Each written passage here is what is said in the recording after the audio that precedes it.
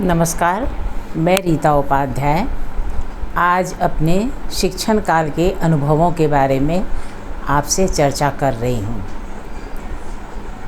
देखिए, इस वीडियो को पूरा देखिएगा, प्लीज़ स्किप मत करिएगा, क्योंकि वीडियो के अंत में मैं स्वास्थ्य संबंधी कुछ आपको टिप्स दूँगी जो एक्यूप्रेशर से भी संबंधित है।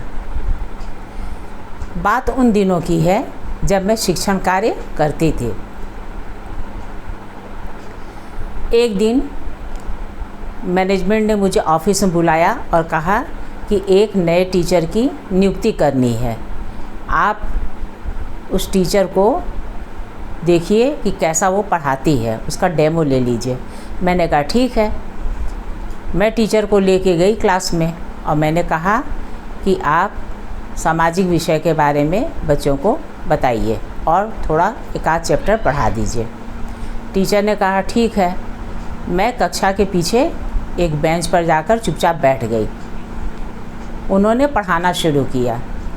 बीच बीच में वे अटकती जाती थी। शायद नई होने की वजह से उन्हें थोड़ा संकोच हो रहा था। शुरू में ऐसा हो जाता है। बीच बीच में उन्होंने कुछ गलत भी बता दिया। एक बार वे पढ़ाते पढ़ाते मेरे पास आई और बोली कि मैम, आपने मुझे पहचाना नहीं। मेरा नाम रूपा है। मैं आपकी पुत्री की जूनियर थी स्कूल में और रिक्शे से मैं उनके साथ स्कूल आया जाया करती थी। मैंने कहा अच्छी बात है, बढ़िया बात है, चलिए आप पढ़ाइए। उन्होंने फिर पढ़ाकर समाप्त किया। 40 मिनट हो गए थे। मैंने कहा कि ठीक है, आप चलिए मेरे साथ ऑफिस में, आप बाहर इंतज़ार करिए, मैं अपनी रिपोर्ट मैनेजमेंट को दे दूँगी। उन्होंने कहा कि देखिए मैम, मुझे नौकरी की सख्त आवश्यकता है। मेरे हस्बैंड की कमाई कोई ख़ास नहीं है, बस किसी तरह घर चल रहा है। मेरे 2 छोटे छोटे बच्चे भी हैं। प्लीज़ आप रिपोर्ट में थोड़ी सहृदयता बरतिएगा। मैंने कहा ठीक है, चलिए आप जैसा होगा आपको बता दिया जाएगा। वह बाहर इंतज़ार करती रही और मैं ऑफिस के अंदर गई तो मैनेजमेंट का कोई भी वहाँ पर मौजूद नहीं था। मैंने सोचा कि दूसरे दिन बता दूँगी। जब छुट्टी हुई तो मैंने देखा वह स्कूटर लेकर मेरा इंतज़ार कर रही थी।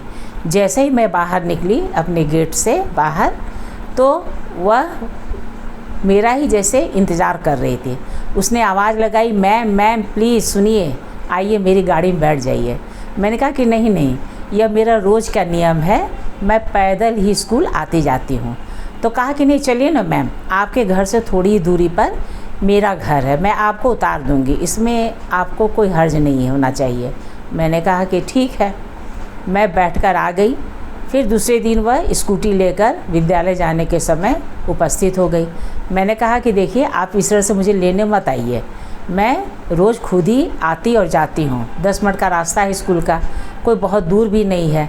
तो कहा कि अरे नहीं मैम, ऐसा आप कैसे कह रही हैं, आप मेरी माँ के समान हैं। मैंने कहा वो ठीक है, लेकिन मैं खुद चली जाऊँगी। तो फिर उसने बहुत आग्रह करके मुझे स्कूटर पर बैठा लिया। अब वह छुट्टी के समय फिर मिली। उसकी नियुक्ति हो गई थी। मैंने उसके बारे में पॉजिटिव रिपोर्ट दे दिया था। वह फिर मुझे साथ लेकर गई और उसने मुझे घर पर छोड़ दिया। फिर यह क्रम बन गया, वह रोज़ मुझे लेने आती और विद्यालय के बाद मुझे छोड़ जाती थी। तो मैंने कई बार कहा भी कि देखो, इस तरह से रोज़ आप लेने मत आया करिए, मैं स्वयं चली जाऊँगी। तो कहा कि नहीं, आप मेरे रहते क्यों आएंगी, मैं आपको रोज़ छोड़ दूँगी और ले आऊँगी। मैंने कहा ठीक है। इसी तरह से हम लोग दोनों आने जाने लगे। वह सभी टीचर्स के बीच में प्रचारित करने लगी कि उपाध्याय मैम मेरी माँ है। कई लोगों ने मुझसे पूछा। मैंने कहा कि नहीं, ऐसी बात नहीं है, मैं उसकी माँ नहीं हूँ, बस वह सम्मान देने के लिए शायद ऐसा कहती है। तो फिर यह क्रम बनने लगा। शुरू में ज़्यादा मैंने उसको लिफ्ट नहीं दिया, लेकिन फिर उससे बातचीत होने लगी और फ्री पीरियड में वो मेरे साथ बैठकर कॉपी जांचने लगी। इसी तरह बातचीत का सिलसिला बढ़ने लगा। वह अपने स्कूल के बारे में और मेरी पुत्री से घनिष्ठता के बारे में बताया करती थी। मैंने एक बार अपनी बिटिया से इस बात में चर्चा की तो बिटिया ने कहा कि नहीं ऐसे ही बोलती है, उसको ज़्यादा बोलने की आदत है, ज़्यादा मुंह मत लगाइएगा। मैंने कहा कि चलो ठीक है, साथ पढ़ाती है, कोई बात नहीं। अब वो अपनी परेशानियां धीरे धीरे मुझे बताने लगी और मुझसे पैसों की मांग करने लगी। मैं उसे देना तो नहीं चाहती थी, लेकिन वो इतना दयनीय अवस्था में बोलती थी, इतना दयनीय मुख मुद्रा बना के बोलती थी कि मुझसे ना कहते नहीं बनता था। फिर तो उसका यह क्रम बन गया, वो लंच टाइम में कभी चाय पीती और कहती मैम पैसा नहीं है, प्लीज़ आप पैसा दे दीजिए। अब मैं पैसा दे देती। कभी उसको भूख लगती तो छोटे मोटे नाश्ते के लिए मुझसे पैसा मांग लेती थी, मैं देने लगी। बहुत दिनों तक यह क्रम चला। फिर उसकी देखा देखी अन्य टीचर्स भी मुझसे मांगने लगी। फिर मुझे धीरे धीरे अखरने लगा।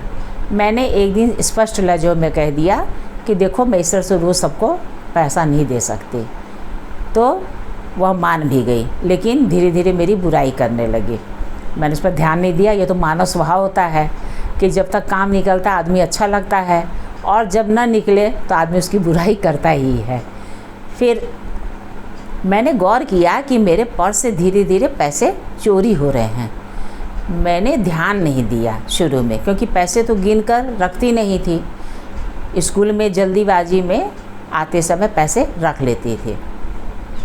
तो मैंने देखा कि कुछ पैसे एक दिन रखे थे, मैंने देखा कि गायब है।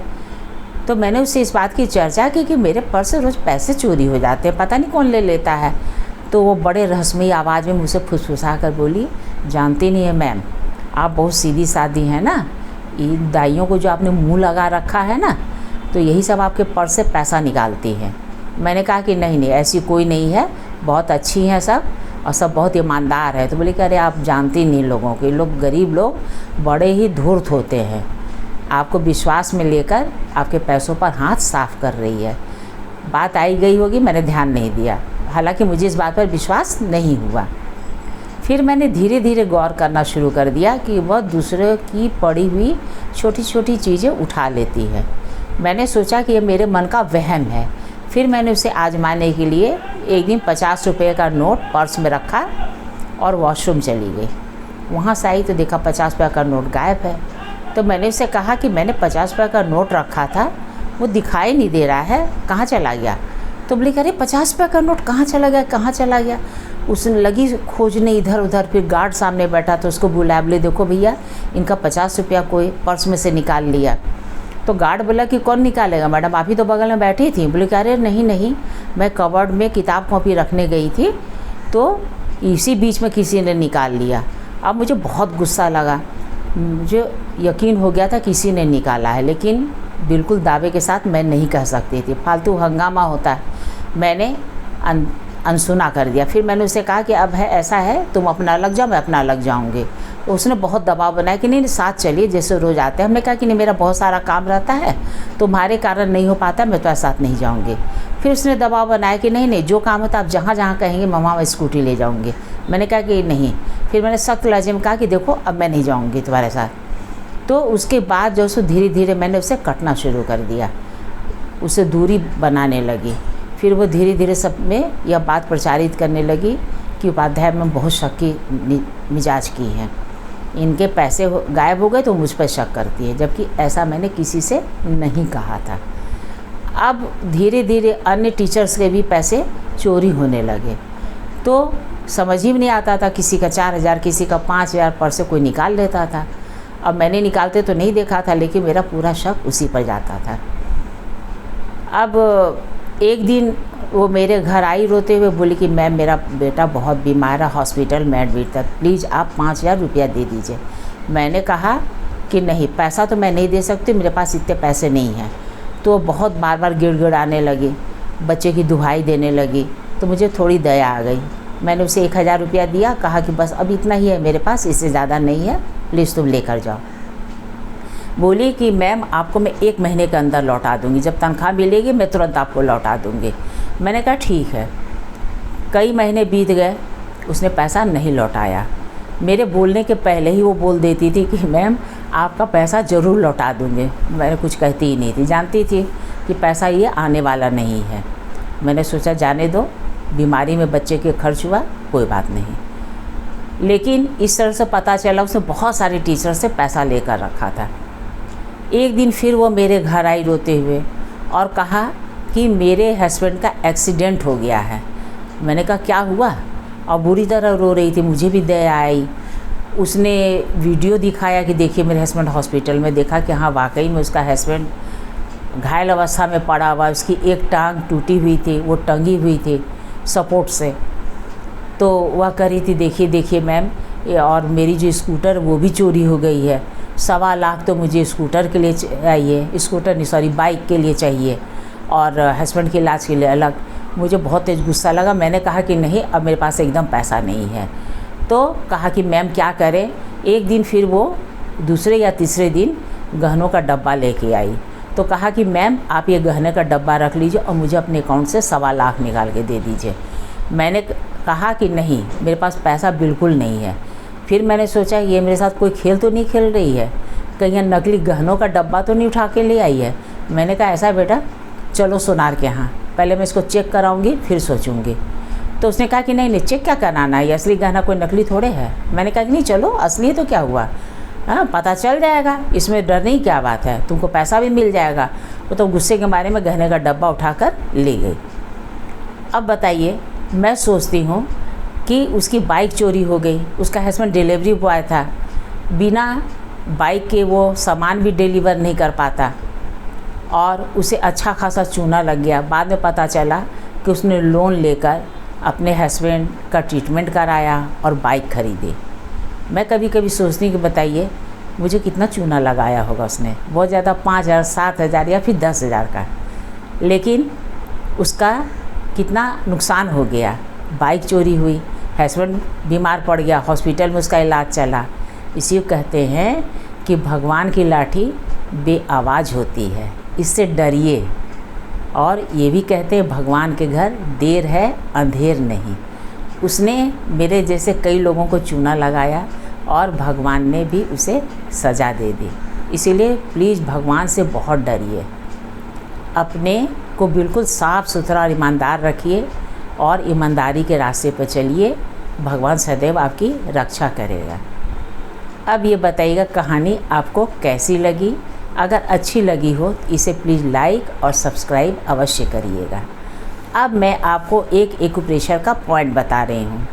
अब मैं हर वीडियो में आप लोगों को हेल्थ टिप्स दिया करूँगी जिससे आप स्वस्थ रहें, और कोई भी तकलीफ़ हो आप मेरा वीडियो देखकर उस पॉइंट को लगा लीजिएगा। एक्यूप्रेशर में कई तरह से ट्रीटमेंट होता है, जिसमें से एक कलर ट्रीटमेंट भी होता है। अगर आपके गले में दर्द हो रहा हो तो आप अपने अंगूठे में इस तरह, जो आपको दिख रहा है, इस तरह से अंगूठे के बीचों बीच में काले स्केच पेन से प्लस का निशान बना लीजिए। बिल्कुल बीचों बीच में होना चाहिए। अगर काला स्केच पेन ना हो तो घर में काली स्याही हो या फिर काला वॉल पेन हो उसी से, या फिर ना हो तो काले काजल से ही आप इस तरह से निशान लगा लीजिए। ये रात भर में आपका गला ठीक हो जाएगा। और अगर आपको स्पॉन्डिलाइटिस का दर्द हो रहा हो तो आप अंगूठे के पीछे वाले हिस्से को ऐसे मोड़िए, और ये जो बीचों बीच में आपका हिस्सा आ रहा है, यहाँ पर प्लस का काले स्केच पेन या काले वॉल पेन से आप निशान प्लस का लगा लीजिए। मोटा मोटा निशान लगाइएगा, तो ये आपके गर्दन के दर्द में आराम मिलेगा। इसे आजमाइए। ये आजमाया हुआ है और इसका ट्रीटमेंट भी मैंने कई लोगों पे किया, स्वयं भी करती हूँ। अब शरीर है, कुछ ना कुछ तो होता ही रहता है, तो हमें बीमार क्यों पड़ना है, बीमार नहीं पड़ना है। अगर बीमारी हो जाए, किसी तरह की तकलीफ़ हो तो हमें फ़ौरन इसका इलाज कर लेना चाहिए। अब वीडियो के अंत में मैं आप लोगों से प्रार्थना करती हूँ कि प्लीज़ मेरे वीडियो को लाइक अवश्य करिएगा और मेरे चैनल को सब्सक्राइब भी कीजिएगा। नमस्कार।